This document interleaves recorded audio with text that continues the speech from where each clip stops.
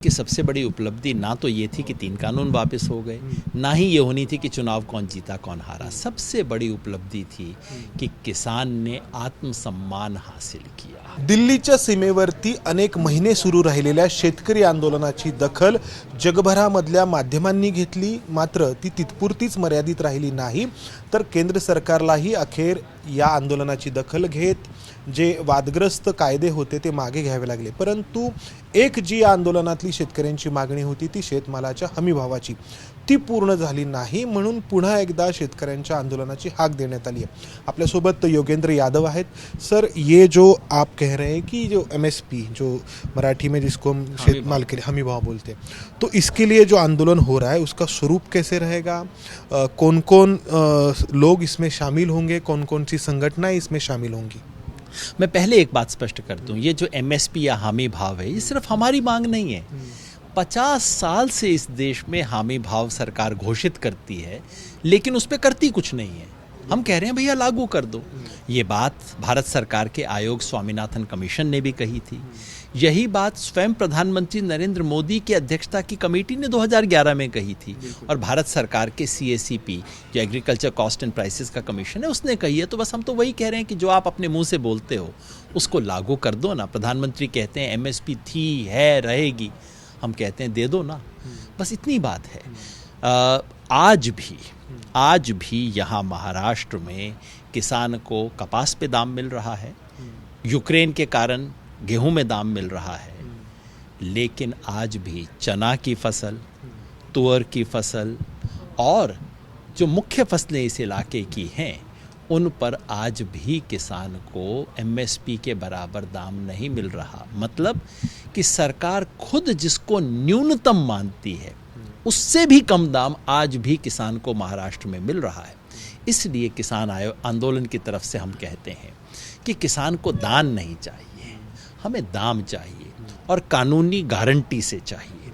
इसके लिए हमने अपने आंदोलन का अगला चरण शुरू कर दिया है।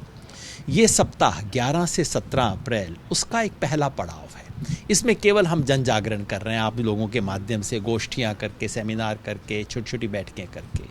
इसके बाद मैं समझता हूँ अक्टूबर नवंबर का जो महीना होता है तब तक हम तैयारी करके पूरे देश में हम इसके बारे में कन्वेंशंस करेंगे, और फिर अक्टूबर नवंबर के दौरान एक बड़े संघर्ष की तैयारी होगी। अच्छा, तो ये जो बात है वो जो नेता है टिकैत, उनके साथ बहुत सारे और किसान नेता हैं, उन्होंने भी कही थी कि जो हमारा आंदोलन है वो हम अभी स्थगित कर रहे हैं, उसको ख़त्म नहीं कर रहे हैं, क्योंकि जो एक महत्वपूर्ण मांग है वो ये MSP की है। तो ये जो संगठनाएं अभी जो आंदोलन हुआ उसमें दिख रही थी, क्या वो सभी संगठनाएं इसमें शामिल होंगी?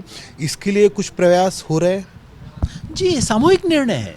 संयुक्त किसान मोर्चा इस देश के 450 से अधिक किसान संगठनों का मोर्चा है। हम सभी लोगों ने 14 मार्च को दिल्ली में बैठक करके सर्वसम्मति से निर्णय लिया है। तो टिकैत जी भी, उनके प्रतिनिधि भी वहाँ थे, सब संगठनों के हैं। इसकी 7 सदस्यीय एक समिति है जो कि इस वक्त इसका संयोजन कर रही है, मैं उसका एक सदस्य हूँ। हम सब लोगों का सर्वसम्मति से लिया हुआ फैसला है। सर, ये जो आंदोलन था वो सक्सेसफुल हुआ, उसको कामयाबी मिली, क्योंकि सरकार ने ये जो कानून थे वो वापस लिए। लेकिन उसकी एक दूसरी परत भी है जो हमको चुनाव के नतीजों में दिखाई दी, कि बहुत सारी बातें कही गई, लेकिन जहाँ पर ये आंदोलन था वो जो हिस्से थे यूपी के या फिर पंजाब के या फिर यूपी के कहिए कि जो हादसा हुआ था जिसमें लोगों को कुचला गया था पीछे से गाड़ी आके, वहाँ पर भी भारतीय जनता पार्टी का जो प्रत्याशी है वो चुनकर आ गया। तो आप इसको किस तरीके से देखते हैं? पहली बात तो कि इस आंदोलन की सबसे बड़ी उपलब्धि ना तो ये थी कि 3 कानून वापस हो गए, ना ही ये होनी थी कि चुनाव कौन जीता कौन हारा। सबसे बड़ी उपलब्धि थी कि किसान ने आत्मसम्मान हासिल किया, किसान ने एकता हासिल की। ये सबसे बड़ी उपलब्धि थी जो कि दीर्घकाल में लागू होगी। रही बात किसान आंदोलन के असर की, किसान आंदोलन ने पंजाब में चुनाव की पूरी ज़मीन बदल दी। किसान आंदोलन का विरोध करने वाली सिर्फ एक पार्टी थी, BJP, वो तो ख़त्म हो गई इस चुनाव के अंदर। उत्तर प्रदेश में किसान आंदोलन का असर हुआ। अगर असर ना होता तो हो सकता है आपको उत्तर प्रदेश में चुनावी कायदे का दिखाई ना देता, सिर्फ वन साइडेड रेस आपको दिखाई देती। उत्तर प्रदेश के पश्चिमी इलाके के उन 4 जिलों से जहाँ से सबसे ज़्यादा किसान हमारे मोर्चे पे आए थे फिजिकली, बागपत, शामली, मेरठ और मुजफ्फरनगर, यहाँ पे कुल 19 सीट थी, जिनमें से 12 सीट पे भाजपा हारी है और जीती है तो मुख्यतः सिर्फ कुछ शहरी सीटों के ऊपर जीती है। असर हुआ, लेकिन असर पूरे उत्तर प्रदेश में नहीं हुआ, असर निर्णायक नहीं हुआ। और उसकी वजह यह है कि हाँ, किसान आंदोलन का मैसेज अंतिम किसान तक अभी भी नहीं पहुंचा है, जिसके लिए हमें काम करना बाकी है। और दूसरी वजह यह है कि याद रखिए, किसान आंदोलन कैंडिडेट नहीं था इसमें। किसान आंदोलन ने स्पष्ट भूमिका ली थी कि भाजपा को सजा दीजिए, लेकिन जब लोग हमसे पूछते थे किसे वोट दें, हम कहते हैं ना भाई, ये हमारा काम नहीं है। नहीं सर, मैं ये किसान आंदोलन से जोड़कर नहीं देख रहा हूँ, या फिर मैं ये भी नहीं कह रहा हूँ कि ये किसानों की जिम्मेदारी थी कि बीजेपी को हराए। मैं आम लोगों की राय के बारे में आपसे पूछ रहा हूँ कि किसान आंदोलन के प्रति लोगों ने बहुत सारी अपनी जो सदिच्छाएं हैं, अपनी जो उनका जो सपोर्ट है वो दिखाया था, लेकिन वो हम उत्तर प्रदेश के नतीजों में या फिर और बाकी 4 राज्यों के जो नतीजे हुए उसमें भारतीय जनता पार्टी की जीत हुई। तो इसकी तरफ इसको हम कैसे देखें, क्योंकि एक राज्य में बहुत एक ही नहीं, बाकी और भी 3-4 राज्यों में बहुत बड़े पैमाने पर यह आंदोलन होता है, लेकिन बाकी जो हमारे देश के राज्य हैं वहाँ पर अलग अलग मुद्दे चलते हैं। वो चलने भी चाहिए, अलग अलग जो स्थानीय मुद्दे, लेकिन जो नेशन वाइड आप अगर कह रहे हैं कि किसानों की एकता जरूरी है, तो वो इस चुनाव के नतीजों में भी हमको दिखनी चाहिए थी। किसान आंदोलन कभी भी पूरे देश में, सभी राज्यों में या राज्य के सभी जिले में एक स्तर पे नहीं होता। उत्तर प्रदेश में ये आंदोलन पश्चिम में ज़्यादा मजबूत था, मध्य और पूर्व में उतना मजबूत नहीं था। हमने जब अपील की चुनाव में बीजेपी को हराने की, बीजेपी को सजा देने की, तो उसे कुछ इलाकों में ज़्यादा लोगों ने सुना, दूसरे इलाकों में कम सुना। हमें जाहिर है अपने संदेश को कहीं और ज़्यादा ले जाने की ज़रूरत है। किसान आंदोलन को देश के हर राज्य में, हर कोने में, मराठवाड़ा का जो छोटा किसान है उस तक पहुंचाने की ज़रूरत है। सर, आप यहाँ पर स्वराज इंडिया के तौर पर आए हैं, एक किसान नेता के तौर पर आए हैं, लेकिन मैं आपसे सवाल एक राजकीय विश्लेषक के तौर पर पूछना चाहता हूँ कि ये जो बहुत सारे मुद्दे हैं, किसानों के मुद्दे हैं, महंगाई के मुद्दे हैं, बेरोजगारी के मुद्दे हैं, ये सब मुद्दे हैं, अभी लोग भी ये कबूल करते कि मुद्दे हैं अभी, लेकिन चुनाव के नतीजों में ये प्रतीत नहीं होते हैं। तो इसके लिए बार बार लोग कहते हैं कि ये विपक्ष की विफलता है और कुछ चीज़ें हैं वगैरह वगैरह। तो आपको क्या लगता है सबसे बड़ी वजह क्या है इसकी? मैं कोई विश्लेषक के रूप में नहीं बोलता, वो तो मेरा पूर्व जन्म है जिसमें मुझे खुद कोई दिलचस्पी नहीं है। मैं इतना जानता हूँ कि देश में जब भी कोई मुद्दे ज़मीन पे होते हैं लेकिन चुनाव के मुद्दे नहीं बनते, उसका सबसे प्रमुख कारण ये होता है कि उन मुद्दों के ऊपर राजनीति करने वाला कोई चेहरा, कोई पार्टी नहीं होती जिस पे लोग भरोसा कर सकें कि इस मुद्दे को ये लोग तो पक्का ठीक करेंगे, दूसरों से बेहतर करेंगे। ये मान लेना कि महंगाई, बेरोजगारी, छुट्टे जानवर की समस्या, इससे अपने आप कोई पार्टी हार जाएगी या दूसरी पार्टी जीत जाएगी, ऐसा नहीं होता।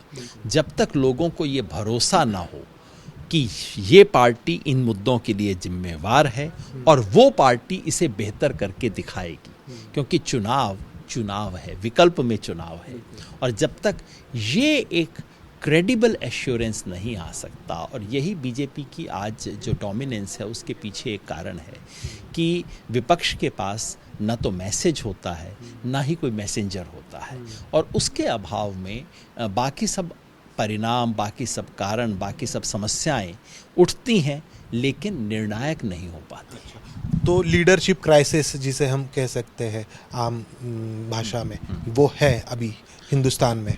पिछले 7 साल से इस देश में ऑपोजिशन का सबसे बड़ा काम संसद में थोड़ा ही हुआ है, वो तो सड़क पे हुआ है।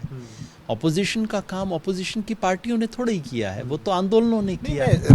राजनीतिक पार्टियों के बारे में कह रहा हूँ, आप लोग तो लड़ रहे हैं, मैं विकल्प के बारे में बात कर रहा हूँ, विपक्ष के बारे में बात कर रहा हूँ। वही मैं कह रहा हूँ, वैक्यूम वही है कि इस देश का संसदीय विपक्ष इस देश का सबसे मजबूत विपक्ष है ही नहीं। सच्चा विपक्ष संसदीय विपक्ष नहीं है। आंदोलन को विपक्ष की भूमिका अदा करनी पड़ रही है इस देश के अंदर। तो जाहिर है विपक्ष में वैक्यूम है, विपक्ष में शून्य है, और उस शून्य का फायदा उठा के भारतीय जनता पार्टी, जो कि मजदूर विरोधी है, जो कि किसान विरोधी है और इस देश की एकता की विरोधी है, वो अपना एजेंडा आगे पुश करने में कामयाब हो रही है। सर, इससे पहले सत्ता का जो परिवर्तन है वो कन्वेयर बेल्ट की तरह होता था कि 5 साल ये सत्ता में रहे, उनसे लोग ऊब गए, तो फिर अपोजिशन को लोग चुन के देते थे।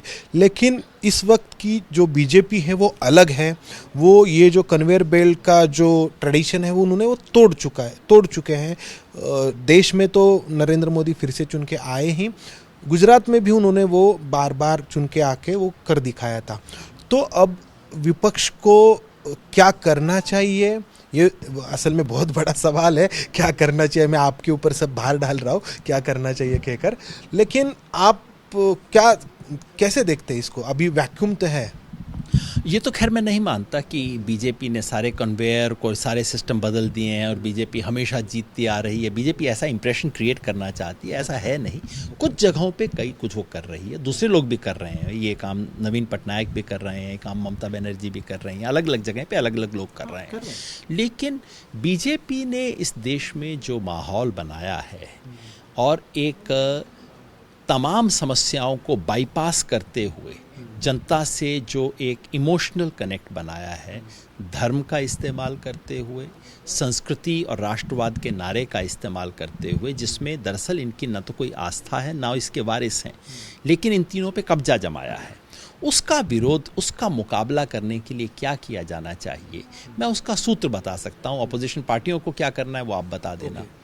सूत्र ये है, सत्ता से संघर्ष और समाज से संवाद।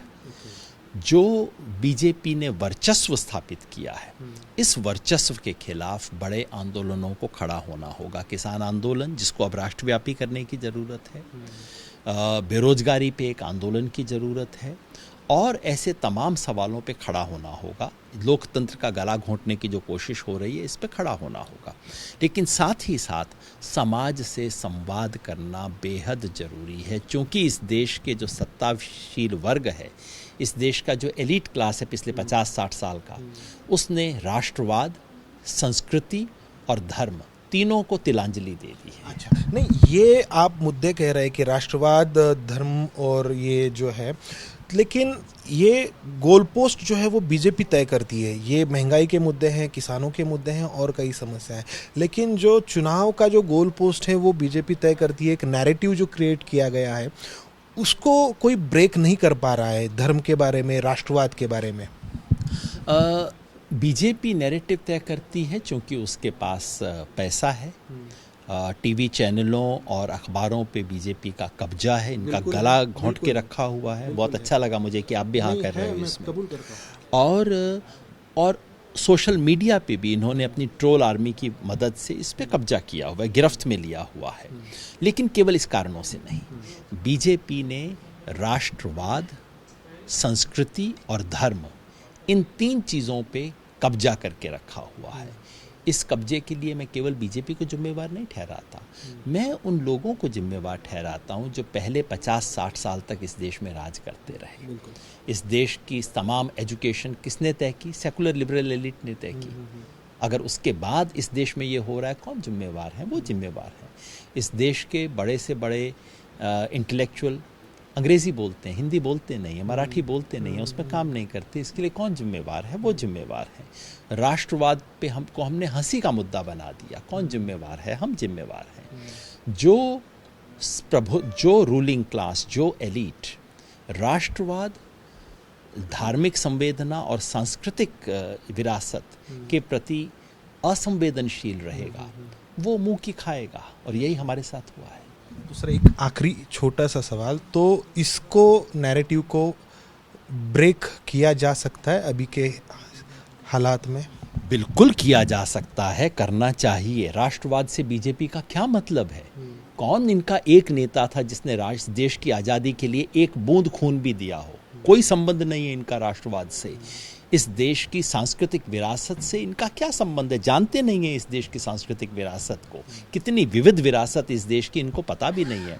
और ये अपने आप को हिंदू धर्म के ठेकेदार बताते हैं, इनको तो हिंदू धर्म के बारे में कुछ नहीं पता है। बिल्कुल ये हमारी विरासत है और इसलिए हासिल की जा सकती है क्योंकि आज भी इनके तमाम मीडिया, मशीन, मोदी, सब चीज़ों के बावजूद 3 चीज़ हैं जो मेरी हैं, जिसके आधार पे मैं संघर्ष कर सकता हूँ। इस देश की मिट्टी, ये जर्मनी की मिट्टी नहीं है, इस देश की मिट्टी है, ये गंगा जमनी तहजीब की मिट्टी है, ये मेरी है। इस देश के आज़ादी के आंदोलन की विरासत वो मेरी है, वो बीजेपी आरएसएस की नहीं है। और बाबा साहेब का संविधान मेरा है, इनका नहीं है। इन तीनों के सहारे हम लढेंगे और जीतेंगे। सर, आपकी बातें सुनने में तो अच्छी लगती आहे, अशा प्रकारची गोष्ट जी आहे त्याला प्रतिसादही मिळतो, परंतु मुद्दा आहे तो योगेंद्र यादवजी जसं म्हणाले मेसेज आणि मेसेंजरचा, म्हणजे आज विरोधी पक्षांकडे असा कोणता मेसेज किंवा तो देऊ शकणारा असा कोणता नेता मेसेंजर नाही आहे की जे आपल्या देशामध्ये एक नॅरेटिव्ह सेट झालेला आहे ते ब्रेक करू शकेल. कॅमेरामन अमोल गवाळे, समंदार गोंजारी, एबीपी माझा, पुणे. एबीपी माझा, उघडा डोळे बघा नीट.